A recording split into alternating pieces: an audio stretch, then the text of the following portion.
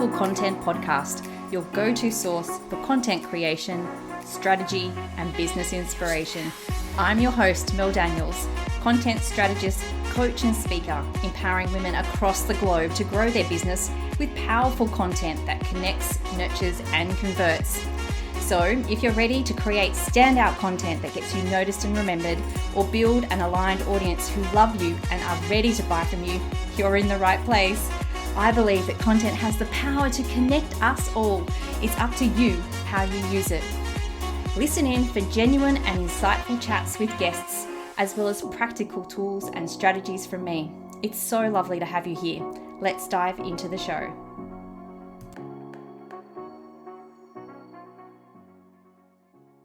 Hello, beautiful people, and welcome to episode 64 of the Powerful Content Podcast. I hope you're well. Thanks so much for joining me in this episode as I take you behind the scenes to give you some insight into what I do when it comes to funnels. But before we get stuck into the episode, I wanted to let you know of an event that I have coming up in just a few short weeks where we'll be diving deeper into funnels and making more money for your business. So Grow Your Business with Content Mastery Week starts Tuesday, the 13th of June, 2023 and runs for 4 days. So you can come and join us now though, as the conversations have already started inside the pop-up Facebook group. So go to thecontenteffect.com.au/grow. And of course, that link will be in the show notes. As well, I'll be opening the doors to the Content Effect, my beautiful membership, as part of this week-long celebration. So now is the time to pop your name on the wait list, even if you're mildly interested, so you can get some extra bonuses when you sign up. Now, let's dive into the episode. So let's talk about funnels first. What actually is a funnel? Now, if you've been in my world for a while, you will know that I don't love the term sales funnel. Quite frankly, I think they suck, and the way that they are taught sucks as well. You can go back to an earlier episode and I'll pop it in the show notes to find out more why I think sales funnels suck and what you should do instead. But basically, in a nutshell, the term sales funnel or funnel implies that you're trying to get as many people into your world as possible, squash them through something that, they may not even be that interested in, and pressure them into a sale. I feel like that just brings the wrong energy to your entire sales process, because we want people to love us and enjoy working with us and want to work with us and come from that place of hope and possibilities rather than desperation. So I like to call it a nurture funnel instead. A nurture funnel is just a small part of an entire client journey. Now, that client journey, just to remind you, is a 5-phase process where we take our ideal client from not knowing anything about us all the way to becoming a raving and paying client. So it's really an opportunity that you have to take your ideal client off the platform that they're currently viewing and into your email marketing world with a valuable piece of content, also known as your lead magnet. So once you actually have your ideal client's email address, you can then send a number of different emails, as well as use the rest of your content ecosystem to begin to nurture them and take them closer towards that point of conversion. So whilst the client journey has those 5 different phases I just mentioned, where they don't know anything about you to becoming a paying fan, the nurture funnel typically sits across the subscribe, nurture, and then convert phases of the client journey. In essence, a funnel typically relates to that process that's achieved through automated email marketing. But a funnel can really be used anywhere on any platform, in any way, using any method. So as an example, you may choose Facebook as the place to build your leads. You may ask a question in a post or advertise your lead magnet in a post, and then engage in direct messages to lead your ideal client through a path to purchase. Alternatively, you may decide that your Facebook group is the place where you wish your leads to hang out, and create and promote a training event for people to attend, then engage the attendees in discussions. So this is not my chosen method of funnels, simply because we know that social media platforms we don't own. It's not our real estate. And whilst we don't even own email marketing platforms, we do own the list. We do own the names that are on our email list that we've built inside it. A top tip here though is to make sure that you regularly download or back up your email list just in case something ever happens to your email marketing platform. So make sure you go and do that after you listen to this episode. Where we choose to hold our funnel also relates to what we feel is an ethical way of marketing to our audience. Another reason why I love email marketing over any other method of funnels, because it's all about the consent. They have said, yes, I really want your lead magnet, and yes, you can have my email marketing, and yes, I want to hear more from you. So it's absolutely 100% human-centric. So the question is now, why do we even need to have a funnel for our business? If we desire consistency of clients, consistency of sales, and consistency of revenue, then we need to make sure that there are people in our world who are moving closer towards purchase so that we can smooth out that roller coaster ride of inconsistent revenue. The danger is, and I see this time and time and again, is that in those times when we have lots of clients or we're very, very busy, our attention moves away from building our pipeline for future growth and you become more in the present. And this is only natural. I get it. It's only natural because as an impact-driven entrepreneur, I know that you are in the business of making a difference to people. I'm making a difference means turning up and showing up for your beautiful paying client in the best way that you know how. So you are being present for them and giving them an absolutely amazing service experience. But the problem is that this focus on the present and your current clients means that you drop the ball in terms of your marketing and your content marketing to create more leads for the future. So if you can create an automated funnel, so one where you're as hands off as much as possible, then you can ensure that you have a selection of clients who are ready to work with you in the future. Okay, so that's a little bit of background about funnels.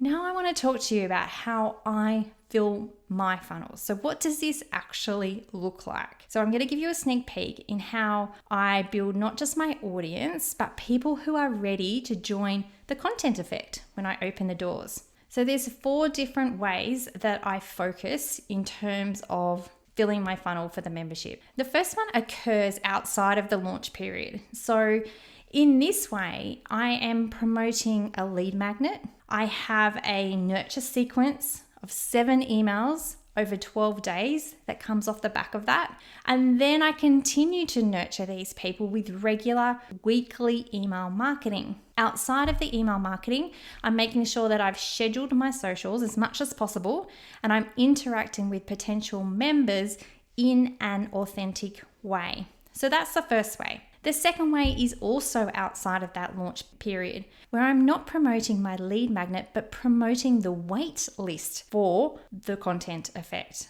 So this actually has a free gift attached to it. So it's kind of similar to a lead magnet to attract people to sign up. And then they not only join my regular email marketing list, but they also receive exclusive insider content. And they get this a little bit more regularly in the lead up to a launch. So if you're on my wait list, you will know right now that you've probably received a few extra emails. So this exclusive content that I provide them includes things like snippets of group calls where it's just me talking. There's no interaction or evasion of privacy of the members. I just want to make that perfectly clear. Or it might be videos that I've loaded into our private Facebook group that I can share with the waitlisters, or just simply insights into discussions that we're having inside of the content effect. So those first two things happen outside of a launch period. Now in the lead up or the runway to a launch, I'm promoting an event. And in this case, I'm promoting Grow Your Business with Content, my mastery week. So I really start to engage with those people who have signed up and are participating, and they will receive launch emails that are slightly different to launch emails that my regular email list will receive. I continue to be more actively engaged on socials, especially with the people who have signed up to the launch event. And I use my podcast, surprise, surprise, to talk about topics that specifically talk to the challenges that you're having right now. And that also leads into my launch event as well. And this episode is an absolute prime example. I know from research that funnels are something that a lot of people don't get or don't have the time to invest into understanding them. Now, the last way is just after my launch. So just after my launch, I actually promote the waitlist again. And this may seem a little strange because often it's 6 or more months before I open the doors to the Content Effect again. But the reason I do this is if they were on the fence about joining, then I want to make sure that they're on the insider list so they get extra nurturing as well as the regular email marketing. Now, this may seem a lot, but to execute all of this, I create a 90-day content plan as well as a content calendar to make sure that my content is leading my audience on a journey. I'm not throwing that spaghetti content at the wall, but rather creating purposeful and strategic content that will lead my ideal client, hopefully, to purchase. Now, I just want to highlight for a second a couple of things if I can. Inside the Content Effect, there are resources to help you use this client journey that I'm talking about to fill your funnels, especially when you're launching, as well as creating lead magnets, email sequences, what to say, how to be consistent. Plus, we have those 90-day content planning sessions where you get to be strategic and think about what you'll be focusing on for that quarter, which is rather exciting.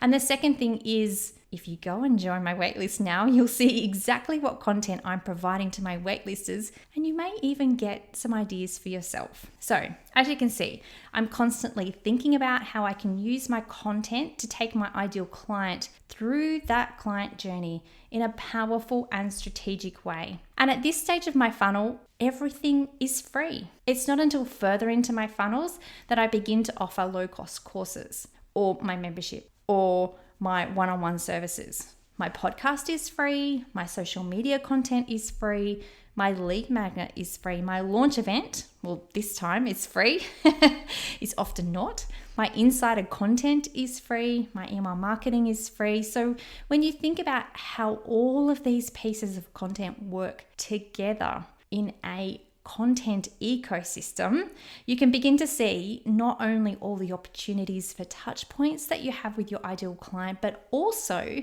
the value you can provide to them to take them on that journey.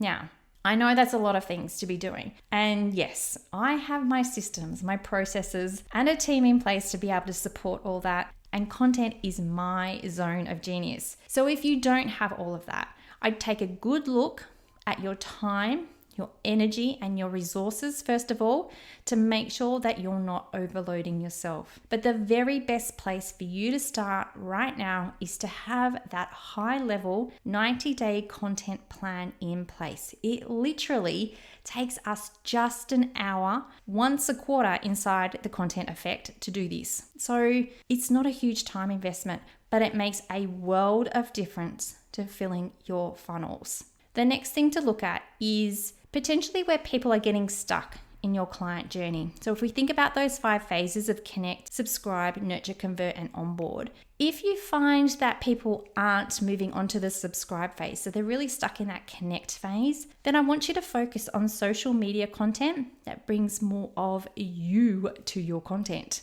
If they're getting stuck in that subscribe phase, so make sure you're actually promoting your lead magnet or promoting your launch event. Take a look at your conversion rates. I like to see mine around 30% for my lead magnet. That just means, in simple terms, if 100 people looked at my lead magnet page, I want 30 people to be signing up. There's lots of things you can look at to fix this, including looking at the wording on your landing pages, making sure your promotional piece correlates with what they see on your landing page, and then even tweaking the lead magnet itself. So lots of different things that you can do. If they're getting stuck in that nurture phase and not going on to convert, then I really want you to focus on providing insights on your social media and in your email marketing and being more consistent with your email marketing.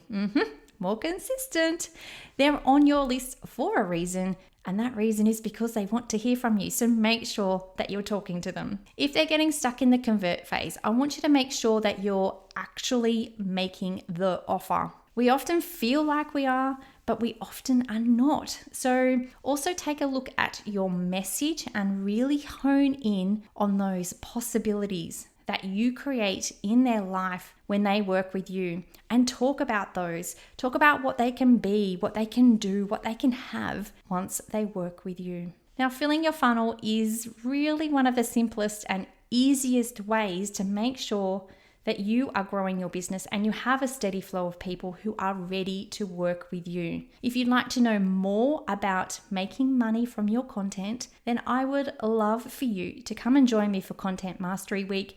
It's all about the things that you can do with your content to fill your funnel and smooth out that roller coaster ride of clients and grow your business. The link to join us is thecontenteffect.com.au/grow.